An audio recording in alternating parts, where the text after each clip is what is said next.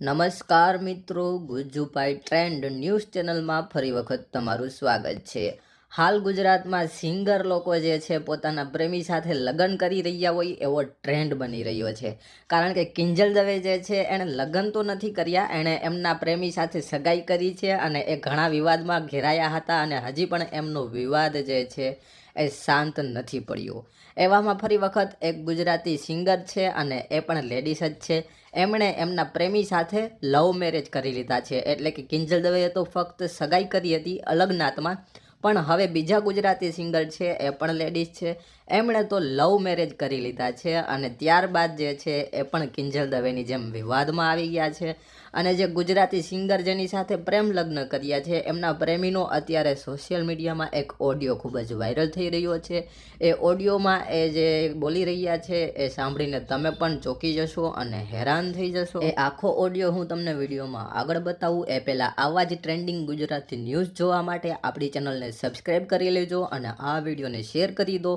અને થોડી ઘણી માહિતી હું તમને ઓડિયો વિશે પહેલે આપી દઉં. સૌથી પહેલાં તો એ ઓડિયોમાં જે છે આ ગુજરાતી સિંગર એમના પિતાનું ઘર મૂકી અને એમના પ્રેમી સાથે લગ્ન કરી લીધા, ભાગીને લવ મેરેજ કરી લીધા. અને હવે જે ગુજરાતી સિંગરના પ્રેમી છે એટલે કે યુવાન, એ કોઈ સાથે અન્ય વ્યક્તિ સાથે વાત કરે છે કે મારી બેન જો પ્રેમ લગ્ન કરે ભાગીને તો હું સહન ના કરું. મતલબ કે આ સિંગર સાથે લવ મેરેજ કર્યા તો એને કાંઈ પ્રોબ્લેમ ના આવ્યો, એણે કરી લીધા, અને જો પોતાની બેન બીજા કોઈ સાથે ભાગીને લગ્ન કરે તો એ સહન ના કરે. ગજબ છે દુનિયા. ચાલો હવે હું તમને પૂરેપૂરો ઓડિયો સંભળાવી દઉં.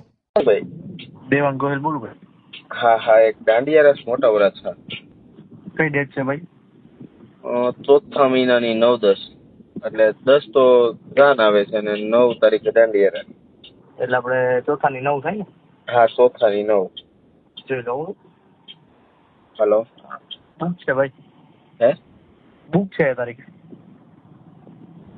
આપણે અહીંયા હતા ચિંતન રંગપરિયા બોલું. આપણે પૂજાબા ચૌહાણ આવ્યા હતા ને, આપણે સચિન. જી હું હતો જ ને ભાઈ, ત્યાં જ હતો ને હું વગાડવા. હા, ચિંતન હકાભાન આપણે બધા હારે હતા ને. હા રેડી, ડન જોડે હતા. હા, ઈ એક તો નથી થાય એવું? નથી થાય એવું એટલે અત્યારે મને છે ને ભાઈ ત્યાંની પેન્ડિંગ છે સુરતની. મને અને બીજું મારી વાત સાંભળો, જે કઈ હોય તો ભાઈ તરીકે પૂછું છું કે જે કઈ આરતી નું તમારું કઈ હતું, તમે બોલું થયું છે કઈ? જી ભાઈ મેં સાંભળ્યું એટલે કઉ છું. હા 100%. હા સાચું છે ભાઈ. એવું છે? નીકળી ગયા તમે બે? હા ભાઈ. હા, ઓળખા કે મન નો ઓળખા? ભાગ્યા નથી, કાયદેસર લીગલી જે કઈ લીગલ પેપર ઉપર ઓન પેપર જે કોર્ટ થી થતું એ કરેલું છે. હા, અને પરિવાર સુખી છે એમનું, અને અમે બે એકબીજાથી ભાઈ રાજી છીએ, તો અમે જીવન જીવીએ છીએ. અરે ઈ કાઈ એવું કઈ ન હોય તો લવ જ હોય, એવી કઈ વાત જ નથી. હવે ઈ તો જ્યાં જેને મન થાય ત્યાં, પણ એના પરિવારમાંથી બધા એગ્રી હતા કે એમ જ થયું એમ પૂછું? એ તો ભાઈ સ્ટાર્ટિંગમાં તો કોઈ એગ્રી ના હોય, સમજ્યા? હા, સમય રહેતા આપણે બનાવશું, આપણે માતાજીને અરજ કરશું કે લેવલ કરીએ ને માની જાય. આપણે આપણી મહેનત કરવાની ભાઈ. હા. બાકી એ જગ્યાએ મારા બેન દીકરી હોય તો અમે લોકો એક્સેપ્ટ ના જ કરીએ. હા, પણ આપણે આપણી મહેનત કરવાની ભાઈ. બરાબર ને ચિંતનભાઈ? ના બરાબર છે, તો ખાલી પૂછું છું. મેં કીધું ના, હમણાં સમાચાર સાંભળ્યા ને, મારે આરતી નું કામ હતું તો અવધેશ ને ફોન કર્યો તો, ભાઈ કે મારી પાસે નંબર નથી. બરાબર. મેં કીધું હું ડાયરેક્ટ જ પૂછી લઉં, મારા ડાયરામાં હોય જ તે બધા. અરે 100%. હા ભાઈ, કેમ નહીં?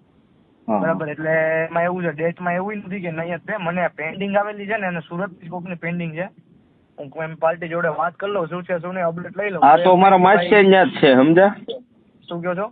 મારા હગા માસિયાની ન્યા જ છે, મેરેજ છે ને ભાઈ.